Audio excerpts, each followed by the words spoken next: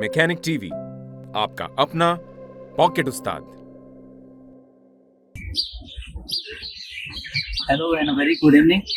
My name is Mohit Kotwal and I own this 2015 Royal Enfield Classic 350cc bike. तो यहाँ पर कुछ problems हैं मेरे जो फेस कर रहा हूँ मैं, तो I just want to highlight to all those experts which are out there. Hello. तो सबसे पहला प्रॉब्लम ये है कि ऑफ लेट मैंने ये नोटिस किया है कि जब 2-3 किलोमीटर में चल जाता हूँ तो उसके बाद मेरी टैंक में एयर पकड़ रहा है। तो उसके लिए ऐसा करना पड़ा कि देखो एक जुगाड़ है ये, कि मैंने जस्ट डिवाइस किया है। यहाँ पर एक एक्स्ट्रा की रखना पड़ी मुझे टैंक की, और the moment I open the tank का कैप आवाज आती है यहाँ पर। तो ये आवाज आने की वजह से पूरी गैस रिलीज होती है और उसके बाद मैं इजीली वो चालू कर सकता हूँ। तो ये एक इशू मैं फेस कर रहा हूँ। और सेकेंड कॉमन इशू जो रॉयल एनफील्ड के पता नहीं मेरे अलावा भी दूसरे नोटिस कर रहे हैं, वो एक नॉकिंग साउंड आती है। The moment when we start the bike, एक हल्की सी आवाज आती है which is continuous for some time at least, और जब तक इंजन हीट अप हो जाता है तो वो आवाज फिर बाद में चली जाती है। तो ये दो इश्यूज मैंने नोटिस किया है and I just wanted the experts to give a solution on this. Thank you. तो जैसा कि हमने देखा कि पेट्रोल टैंक में एयर पकड़ रहा है बार बार, तो ये क्यों होता है असल में।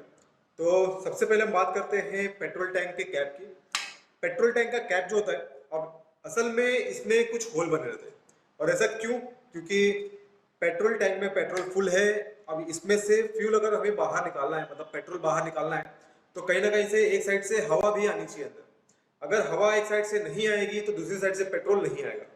और इसलिए इसका जो लॉक सिस्टम होता है, लॉकिंग सिस्टम, इसके अंदर ही यहाँ पर दिया होता है एक छोटा सा होल। और वो होल जो है वो असल में इसे जगह देता है ताकि पेट्रोल टैंक के अंदर हवा आ सके। तो अगर आप देखेंगे यहाँ पर जो होल है वो इसके अंदर हवा सप्लाई करेगा, तभी वो पेट्रोल बाहर आएगा। तो जैसे कि आप देख पा रहे हैं यहाँ पर एक छोटा सा होल है। तो ये जो होल है ये एक्चुअल में एयर सप्लाई के लिए बना होता है, एयर वेंट इसको बोलते हैं। तो जब भी हम जो इसका की सिलेंडर है, की सिलेंडर को अगर हम ऑन करते हैं, चाबी अगर निकालेंगे हम, तो जैसा कि हम इसमें जब भी की निकालते हैं और पेट्रोल कैप जब बंद रहता है तो उस टाइम पे क्या होगा, यहाँ से एयर सप्लाई होगी और वो एयर इसके रास्ते पेट्रोल टैंक में जाती है। और इसी की वजह से एक साइड से हवा भर रही है तो दूसरी साइड से पेट्रोल खाली होता है। लेकिन अगर इस होल में थोड़ा भी कचरा हो, गंदगी हो, डस्ट हो, तो इसकी वजह से एयर बराबर सप्लाई नहीं होगा। और एयर अगर सप्लाई नहीं होगा तो इसकी वजह से पेट्रोल टैंक में एयर पकड़ लेगा, मतलब वो एयर लॉक हो जाएगा, वैक्यूम लॉक जिसको बोलते हैं। और अगर पेट्रोल टैंक वैक्यूम लॉक होता है तो फ्यूल सप्लाई नहीं करेगा और आपकी गाड़ी स्टार्ट नहीं होगी। तो अब इसके लिए करें क्या? तो इसके लिए आपको इसे WD-40 मारना है, या फिर कोई क्लीनर हो जिससे आप इसे साफ कर सकते हैं, या तो फिर आप इसके अंदर कोई पतली सी कोई भी पीस, लोहे का टुकड़ा, इसे डाल के आप साफ कर सकते हैं। और इसके अलावा आप श्योर करिए कि WD-40 मारने की वजह से ये साफ हो चुका है। अगर फिर भी प्रॉब्लम आता है या फिर अगर जो पेट्रोल टैंक है वो वैक्यूम लॉक हो रहा है, तो फिर आपको ये जो लॉक है वही चेंज करना होगा। तो फ्यूल कैप का जो लॉक है वो अगर आप चेंज कर देंगे तो शायद प्रॉब्लम सॉल्व हो जाए।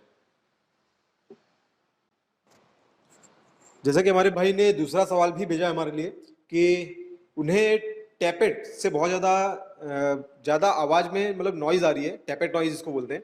तो अगर टैपेट नॉइज़ ज़्यादा आ रही है तो इसके पीछे क्या वजह हो सकती है? तो जैसे कि हमारे पास BS3 की बुलेट है, तो BS3 की जो क्लासिक 350 है उसमें असल में हाइड्रोलिक लिफ्टर होते हैं, तो हाइड्रोलिक सिस्टम वाले टैपेट सेटिंग होते हैं।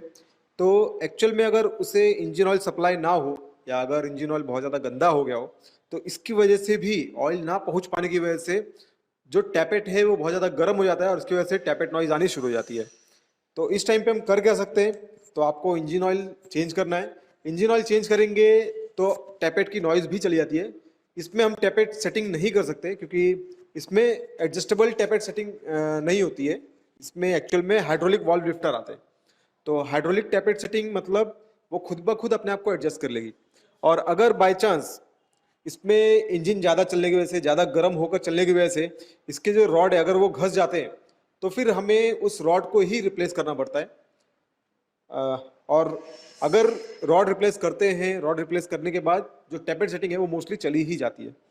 वैसे ही अगर दूसरा प्रॉब्लम देखें तो मोस्टली इंजन ब्लॉक के पास यहाँ पर एक ऑयल पंप टाइप कंपोनेंट होता है जो ऑयल सप्लाई करता है ऊपर, तो अगर वो भी खराब हुआ रहेगा तो भी इसमें जो टैपेट है वो काम नहीं करेगा बराबर से। वैसे ही अगर टैपेट सेटिंग की बात तो हो गई कि टैपेट सेटिंग असल में क्यों होता है, तो इंजन ऑयल बराबर पहुंच ना पाने की वजह से होता है। तो आपको पूरी लाइन चेक करनी है, उसके जो लिफ्टर्स है या जो रॉड है उसको चेक करना है कि वो कहीं ज़्यादा घस तो नहीं गया है। इसके अलावा जो यहाँ पर ऑयल सप्लाई करने वाला पंप है वो भी आपको चेक करना है कि वो कहीं ख़राब तो नहीं हो गया है या कहीं कचरा ना जाम हो गया हो, कचरा फंस गया हो। और वैसे अगर हम बात करते हैं दूसरे प्रॉब्लम की, तो अगर क्लासिक 350 में नॉकिंग का इशू आ रहा है, क्योंकि टैपेट सेटिंग की आवाज़, टैपेट की नॉइज़ और नॉकिंग दोनों ही अलग अलग होते हैं। टैपेट की जो आवाज़ है वो थोड़ी सी कम होती है, लेकिन नॉकिंग जो है वो बहुत ही ज़्यादा आवाज़ करेगी। आपको ऐसा लगेगा कि मेटल जो है वो टूट जाएगा, जैसे पिस्टन टूट जाएगा। तो नॉकिंग अगर बहुत ज़्यादा हार्ड हो रही है तो इसमें आपको करना क्या है, आपको सबसे पहले जो पेट्रोल की क्वालिटी है वो चेक करनी है कि आप कौन से पेट्रोल या जिस पेट्रोल पंप से आप पेट्रोल भरा रहे हैं वो कहीं बराबर पेट्रोल तो नहीं दे रहा है, क्योंकि अगर पेट्रोल मिक्स रहेगा तो गाड़ियों में ज़्यादातर नॉकिंग आती है। इसके अलावा आपको ये भी चेक करना है कि इंजन बहुत ज़्यादा गर्म होकर तो नहीं चल रहा है। तो इंजन बहुत ज़्यादा गर्म होकर अगर चल रहा है तो उसमें आपको सबसे पहले इंजन ऑयल का लेवल चेक करना है। तो अगर आप इंजन ऑयल का लेवल चेक करेंगे तो इंजन ऑयल का लेवल अगर बराबर है तो इंजन ऑयल की क्वालिटी चेक करनी है, उसका ग्रेड चेक करना है। तो जैसे कि अभी यहाँ पर इंजन ऑयल जो है, हम अगर इंजन ऑयल की क्वालिटी चेक करते हैं तो इंजन ऑयल अगर बहुत ज़्यादा पतला हो गया है तो फिर आपको उसे टॉप अप करना है। तो अगर इंजन ऑयल कम हो गया है तो आपको टॉप अप करना है। अगर इंजन ऑयल में बोल सकते हैं इंजन ऑयल बहुत ज़्यादा काला हो गया है तो आपको रिप्लेस करना है। और आपको उसे उंगली पर लेकर चेक करना है कि उसमें कहीं काले काले कण तो नहीं दिख रहे, जैसे कार्बन पार्टिकल तो नहीं दिख रहे। अगर इंजन ऑयल में काले काले कार्बन पार्टिकल दिख रहे हैं आपको, तो इसका मतलब है कि उसे भी रिप्लेस करने की जरूरत पड़ जाएगी। तो जैसा कि आप देख पा रहे हैं यहाँ पर हमारा जो इंजन ऑयल हमने लिया है अभी, यह इंजन ऑयल बहुत ही ज़्यादा गंदा हो चुका है, मतलब इसमें काले कार्बन पार्टिकल आ गए और इसकी वजह से इसे रिप्लेस करना ज़रूरी हो गया है। अगर इसी कंडीशन में ये इंजन ऑयल रहा और हमने गाड़ी चलाई तो उससे बहुत ज़्यादा प्रॉब्लम हो सकती है, जैसे कि इंजन बहुत ज़्यादा गर्म होकर चल सकता है जिससे टैपेट की नॉइज़ आ सकती है। अगर इंजन ज़्यादा गर्म रहेगा तो उससे नॉकिंग का भी इशू आ सकता है। ऐसे और भी वीडियोस देखने के लिए गूगल प्ले स्टोर से मैकेनिक टीवी ऐप डाउनलोड करें।